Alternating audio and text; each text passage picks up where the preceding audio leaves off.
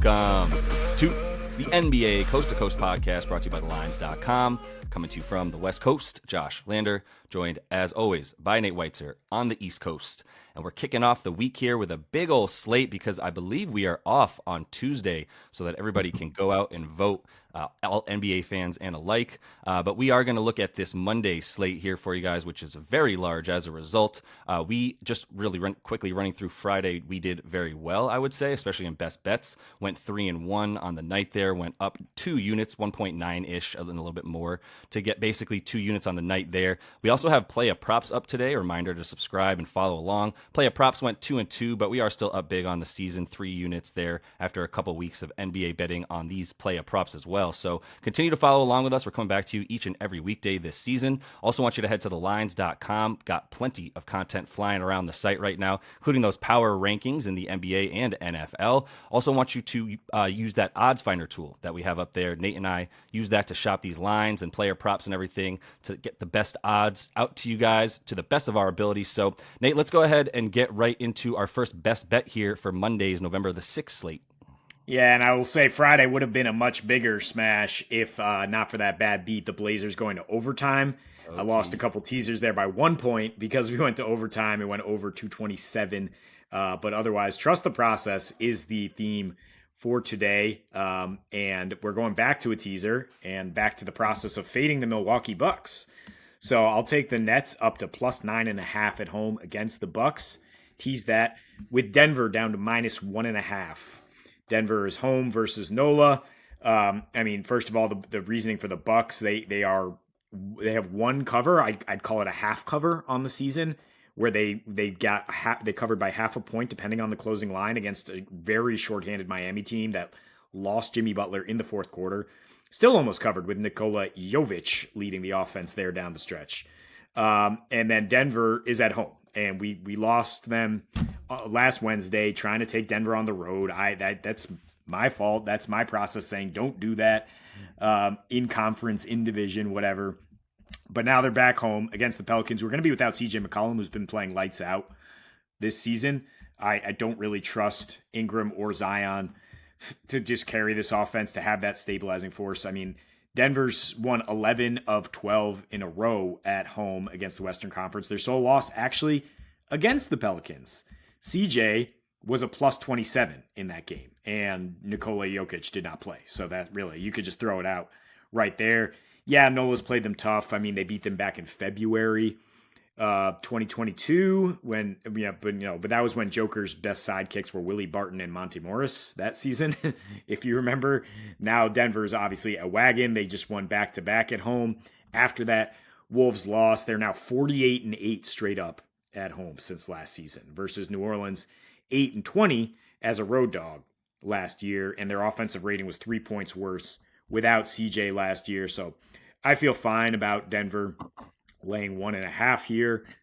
The Bucks. So here's the bad. They 29th in fast break points, 29th in assist to turnover ratio, allowing the most fast break points to the opponent, allowing the second most fourth quarter points. No sort of closing defense. And they're somehow 28th in rebounds per game. The positives for them, they are getting the most free throw attempts per game. That's part of the reason they have such a high turnover rate, because it's either Giannis getting to the line or turning it over.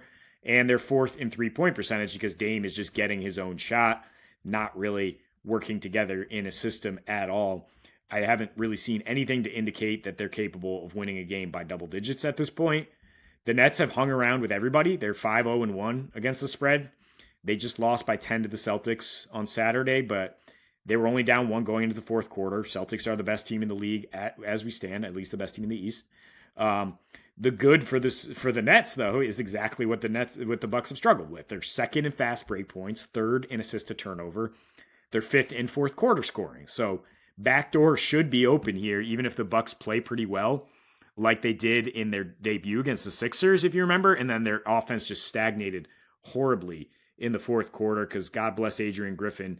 He's not finding the fixes here, the in-game adjustments early to get Giannis and Dame on the same page. The concern for the Nets is they've been bad against point guards and centers, that Nick Claxton is still out, so their paint protection is not going to be great there. They are third limiting power forwards, though, and Giannis has kind of struggled his last couple against the Nets, his last 3 against Mikal Bridges, one of which came with the Nets. So, and for what it's worth, like the last 5 meetings between these teams have all gone under. So if we have an under here, under 233 or under 229, if you go with the tees there, it'd be a lot easier for the Nets to keep it within single digits. Yep, I'm vibing. I feel everything you're saying. For the Nuggets, I bet that 48-8 straight up is also a little bit better when Jokic plays, because they lost a couple games where he didn't play at home last season, and I believe they lost before they went on that little weird run, they had lost 2 home games in 2 straight seasons worth of home games when Jokic played. So it was a pretty wild stat. And the 48-8 itself is super impressive.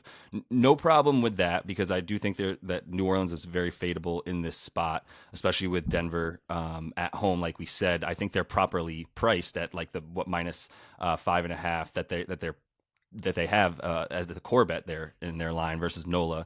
And so to tease it down, I think is you're teasing it against a solid line that we can trust, essentially, right? Like, it's not some arbitrary number that you're teasing. It's a pretty solid line.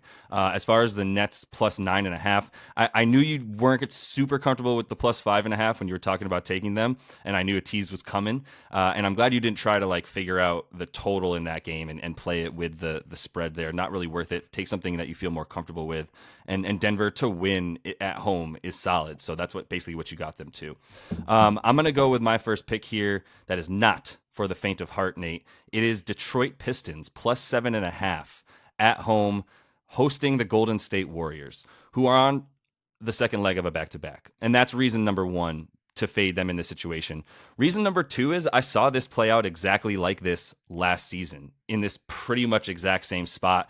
It was within the first 10 games of the season that Golden State was on a back-to-back at Detroit, coming off of a game against the Hornets, and they lost that game straight up, as they did also at home, by the way, straight up. And that's because Steph wasn't playing in that home game. In the second one, there was other issues, whatever, but at the time for that team. But that was a huge surprise, and I think that the Pistons gained a lot of confidence in that first game where they won at home in Detroit, for that next game that they played, against the Warriors. So I think in this situation, I was fading the Dubs yesterday. It was another situation of them at Cleveland in a weird game that starts earlier in the day, and they're on this road trip still, all that kind of stuff, coming off a win the other night that was pretty big against the Kings.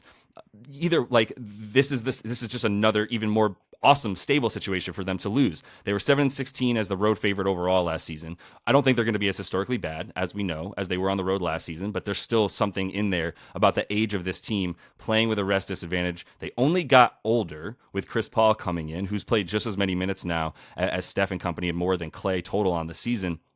And with the rest advantage in general last season, 9-12 against the spread, they had a -5 margin of victory straight up. They were losing these games on an average of 5 points per game. That wasn't against the spread like their margin of victory. That was straight up their margin of victory when they had a rest disadvantage, is that they lose by an average of 5 points.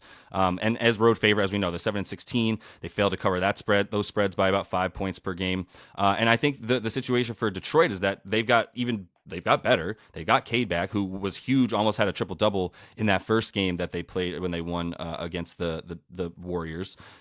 Duren just gets better. Jalen Duren is just awesome. He worked them last season for basically a plus 5 net rating. He averaged 11 and 8 in 23.5 minutes, and I expect way more of that this season, where he's up to 28 minutes per game.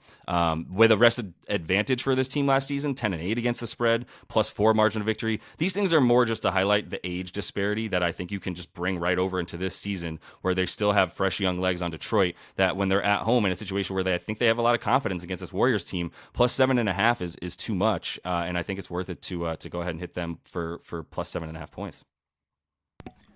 Love your logic. I will just apply it to the over for me personally, 224, with both teams on a back-to-back here. With the Warriors defense, I'm not reading into the small sample size as much as their struggles last year defending on the road. I'm not going to blow that up either, but if they were anywhere close to as bad as they were on the road defensively, then we're going over in this game. Then the pace should be pretty good. I mean, the Pistons have gone over in 4 or 5 to start the season. Warriors just had an incredible shootout with the Shyless Thunder. And, the Pistons have some spark plug guards. Marcus Sasser is a name to be aware of here, and watch for some props. Really efficient scorer off the bench for the Pistons, and as somebody who's looking at fantasy basketball names, that popped up for me. Best bet number 2 here is the 76ers to win, and over 226.5 at FanDuel.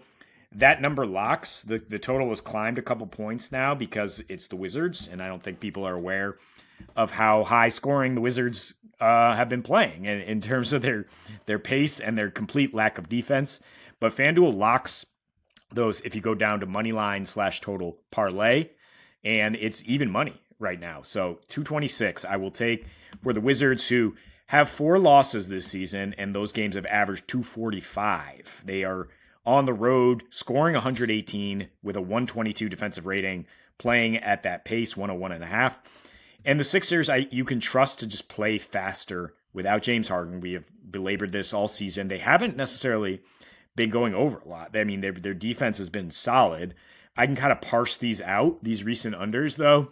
I mean, they just beat Phoenix in a low-scoring game. That's almost playoff basketball. That's Kevin Durant slowly walking the ball up and trying to, grind out a win with that shorthanded team.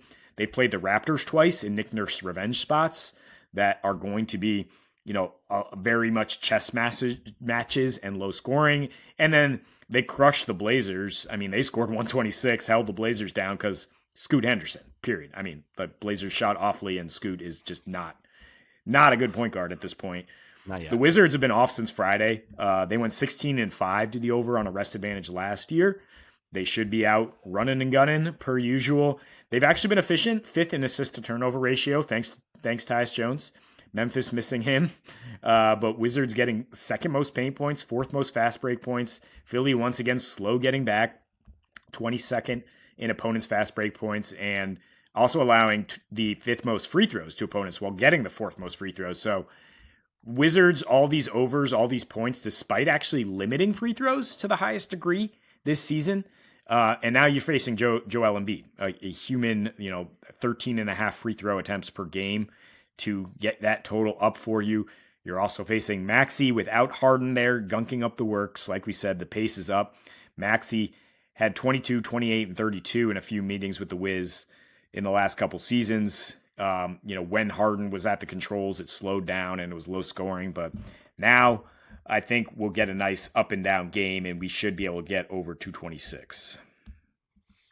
Yeah, I mean, honestly, the unders that we've seen with Philly recently have been a result of the other team not coming along for the ride at all.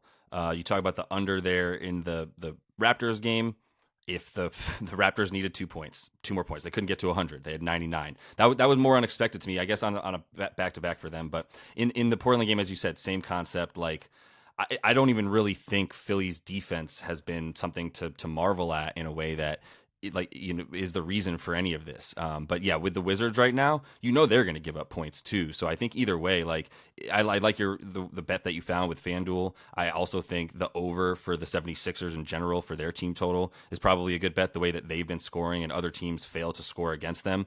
Probably shouldn't be the case with the Wizards. You always worry that even as fast as they're playing, they're just not going to make buckets or make good decisions and turn the ball over, which will just equal more points for Philly. But you just need them to come along a bit for the ride too. So I think the Philly team total is a good bet there with all the logic that you used as well on top of that. But I'm going to close things out with an under of sorts, and I'm taking a play a prop here because I feel really good about 3 total props. We only get 2 a video, and I wanted to throw one in here where I was looking a lot at this Kings Rockets game because I think there's some good things to take away. I think there's some key things to take away from this game, including De'Aaron Fox not being there. He's such a dominant force for this Kings team that when he's not in there, things change a lot, and I think you find value as a result of lines not shifting enough because Fox is out. So the way I'm playing this is Domantas Sabonis under 7.5 assists because I can get it at plus money on BetMGM. If you have a Barstool account or ESPN Bet or whatever it's supposed to be right now, you can get it at a little bit better money as well, plus 110. Full unit on that, and I'm going to throw a quarter unit on a same game parlay where I take under 9.5 assists for him, bump it up a little bit so I get under 10 for him in this game, and then sacks money line because they're only minus 1.5 since they just lost to Houston on Saturday a couple days ago, and now I think we get a bit of value on them at -1.5 favorites in this game. Like I said, without Fox in there, this is just something that you can really bank on is less points, less pace. And for Domantas, that's often meant a few more assists. But last season when he played without Fox, there was 9 games. He still went under this assists in 6 of them. So that's still a really good percentage. I think it's a little bit bloated also because he just played Golden State, who he dimes up at a really high rate, actually. Since joining Sacramento in the 5 games he's played the Warriors in the regular season, Domantas has gone for 8.5 assists per game. And I think that's overblown this number because he just came off an 8-assist performance against the Dubs. And that's only the second time that he's done that so far. In the last 2 without Fox, this team has averaged 105 to 95 in their games, right? So like 200 points totals without Fox, playing at a pace of 96.3. That's the second slowest pace in the league right now. So like they literally go from a top 3 fastest pace to a bottom 3 slowest pace in the league without Fox, and that just really affects obviously the amount of points. We just saw them in a really gross stinker that went under 200 total against the Rockets on Saturday. Maybe there'll be a little bit more, but this isn't the same Rockets team necessarily. I think the Rockets are susceptible to playing at the pace of the other team, but Ime is trying to play defense, and he's going to stress that more than anything, which is getting back and not giving up fast break points more than anything, which is something Sacramento isn't even doing without Fox in terms of getting out and running and getting fast break points like we've seen. So with all the unders, with the fact that like the Rockets actually have been really good at limiting opposing centers, do with that what you will. I don't put too much stock in like how does a center assist against, how does a defense defend against a center passing the ball? Like that is relevant, but it's also which center are we talking about? And Domantas is going to be a better passer than probably every center that Houston has played so far this season. So it's not necessarily like the most concrete stat, but I think there's something to the fact that down low, Sengun has improved his defense and apparently grown.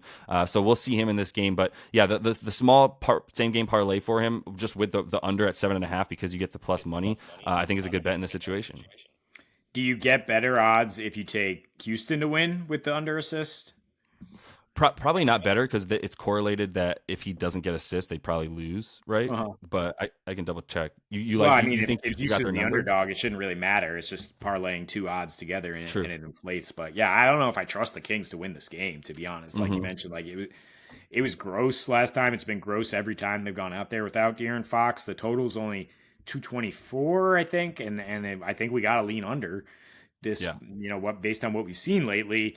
And I don't think that's the type of game that the Kings are winning these days, is these gross 105, 95 games. That's more a Dylan Brooks ball, and Rockets maybe are starting to find some identity by riding him as a defender and just playing those, mucking it up as Ime would probably prefer to do rather than get up and down like they had the last few seasons.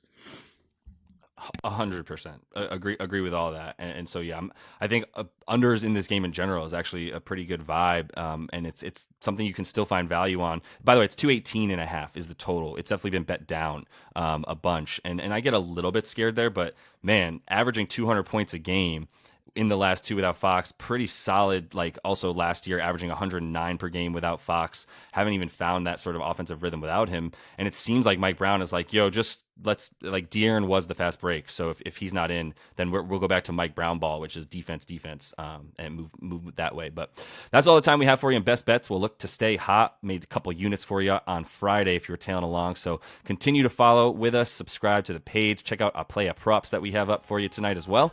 Until we see you next, happy betting.